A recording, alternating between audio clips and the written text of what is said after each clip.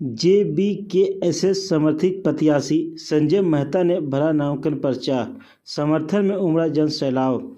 हजारीबाग संसदीय सीट से आज पहले उम्मीदवार ने अपना नामांकन दाखिल किया है और इस उम्मीदवार का नाम जेबीकेएसएस के प्रत्याशी संजय मेहता है।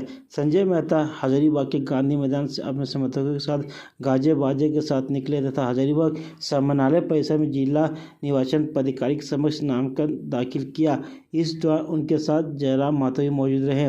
नामांकन के बाद संजय मेहता ने कहा कि वे हजारीबाग के मुद्दों को दिल्ली संसद में उठाएंगे तथा विस्थापन के मुद्दे पर काम करेंगे। वहीं जयराम महतो नामांकन के समर्थकों की संख्या में काफ़ी खुश दिखे तथा कहा कि झारखंड के जो ज्वलंत मुद्दे हैं वो उस मुद्दे को उठाएंगे तथा किसी भी राजनीतिक दल से अलग काम करेंगे।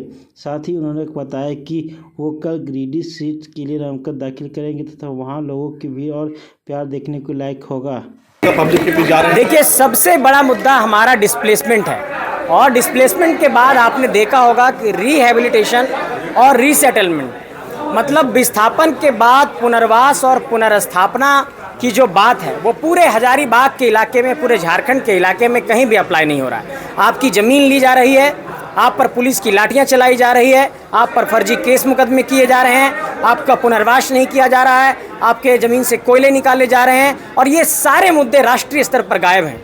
मैंने अभी आपको कहा कि अडानी का विरोध ऑस्ट्रेलिया में हुआ तो इंटरनेशनल लेवल पर न्यूज़ बना।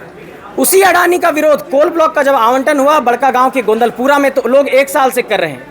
ये राष्ट्रीय स्तर पर खबर की बात नहीं है क्या कि अडानी को कोयला निकालने के लिए नहीं देना चाहते हैं गांव के लोग? क्या ये सवाल संसद में नहीं गूंजना चाहिए था? लेकिन पिछले 10 सालों में यहाँ के सांसद ने ये सवाल नहीं उठाया। इन्हीं सारे सवालों को लेकर, झारखंड और झारखंडियत के सवाल को लेकर, झारखंड के माटी के सवाल को लेकर, झारखंड के ज़मीन के सवाल को लेकर, झारखंड के विस्थापन के सवाल को लेकर, झारखंड के नियोजन के सवाल को लेकर के, झारखंड के स्थानीयता के सवाल को लेकर के, इन सारे सवालों को लेकर हम लोग जनता के बीच जा रहे हैं और ज़बरदस्त रिस्पॉन्स मिल रहा है। आज आपने जन सैलाब देख लिया है। अच्छा, आपने किस पार्टी से किया है? मैंने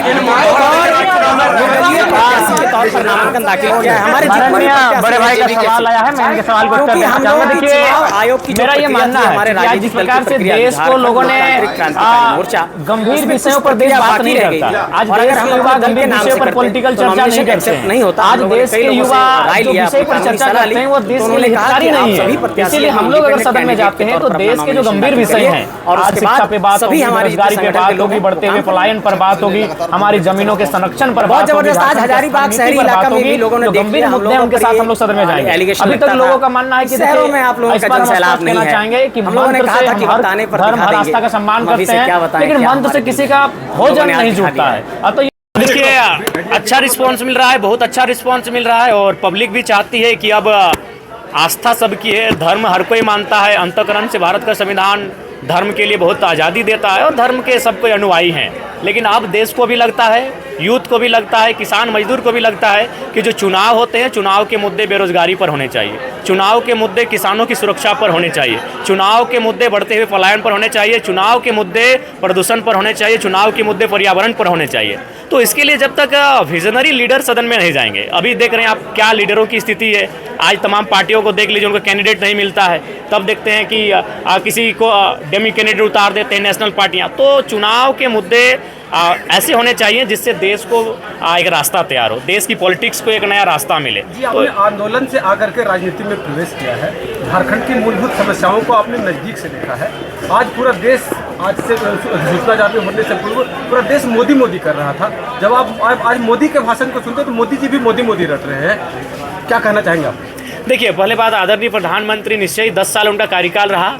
10 साल में उन्होंने क्या किया नहीं किया ये देश की जनता ने देखा। लेकिन लोकतंत्र यानी परिवर्तन होता है, लोकतंत्र यानी बदलाव होता है। और मैं झारखंड के परिप्रेक्ष्य में कहना चाहूँगा कि झारखंड में अभी कोई मंत्र नहीं चलेगा। झारखंड में जो रोटी की बात करेगा, जो झारखंड में ज़मीनों को सुरक्षा देने की बात करेगा, झारखंड में जो बढ़ते हुए पलायन पर बात करेगा, झारखंड के जो जनता है, झारखंड के वोटर्स है, उनके साथ जाएंगे। अभी हजारीबाग लोकसभा में खड़े हैं, यहाँ एक बिशुनगढ़ प्रखंड आता है जो मांडू विधानसभा का क्षेत्र है। वहाँ मैक्सिमम लोग प्रदेशों में रहते हैं, विदेशों में रहते हैं। क्यों भाई?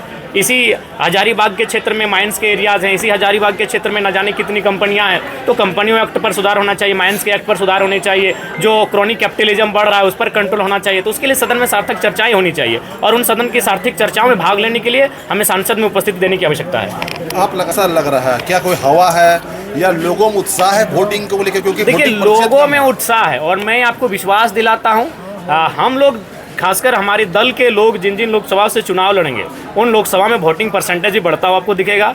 बाकी लोकसभा में आप देखिएगा कि कहीं ना कहीं जो मतदाता हैं वो अपने प्रत्याशी को ले, चाहे गठबंधन वाला हो चाहे एनडीए वाला हो, कहीं ना कहीं वो उदासीन हो चुके हैं। क्योंकि जो उनके पॉलिटिशियन रहे हैं वो जनता के बीच कनेक्ट नहीं रहते हैं, जनता के मुद्दों पे बात नहीं करते हैं। लेकिन हम लोग जहाँ से प्रत्याशी दिए हैं वहाँ देखिएगा जनता का एक जनसैलाब होगा और रिकॉर्ड तोड़ मतदान किए जाएंगे। आप जितने कैंडिडेट आपने दिए हैं उससे सरकार तो बनेगी नहीं।